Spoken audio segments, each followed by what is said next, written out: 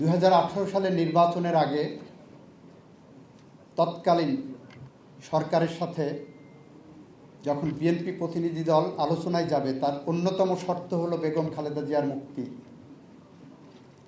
আমি হেঁটে যাচ্ছি, উনি এবং আমাদের আব্দুল রাজ্জাক খান সাহেব, আমাদের সাবেক অ্যাডিশনাল অ্যাটর্নি জেনারেল, দুইজন মিলে ডাকলেন। গেলাম, স্যার কি হয়েছে? বলছে আজকে যাচ্ছি, কি আলোচনা করা যায়? তা বললাম প্রথম শর্ত বেগম খালেদা জিয়ার মুক্তি, এর বাইরে কোনো আলোচনা করাটা ঠিক হবে না। এবং বেগম খালেদা জিয়ার মুক্তির পথ হিসাবে আমরা তিনজন আলোচনা করে 401 CRPC বললাম এটা ইনভোক করে ওনাকে মুক্তি দেওয়া যেতে পারে। এরপর উনি ঠিকই সেই লাইনে ওখানে যে আলোচনা করেছেন, পরের দিন এসে আমাকে আবার বললেন আমরা এই লাইনে আলোচনা করেছি এবং দ্বিতীয় ফ্রুটফুল আলোচনা আশা করি। কিন্তু যাই হোক, রাজনৈতিক কারণে সেটা হয়তো ফ্রুটফুল হয়নি।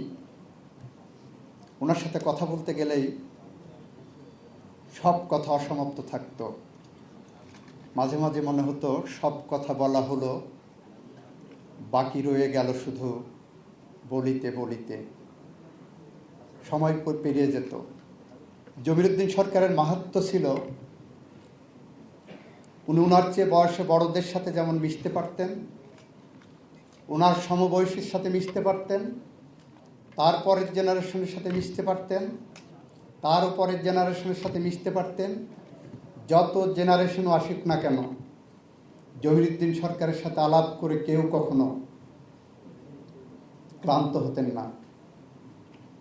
তার আলোচনার সাথে, তার সাথে কথা বলতে গেলে এক ধরনের মুগ্ধতা কাজ করত, ঠিক আমার যেমন এক ধরনের মুগ্ধতা কাজ করত।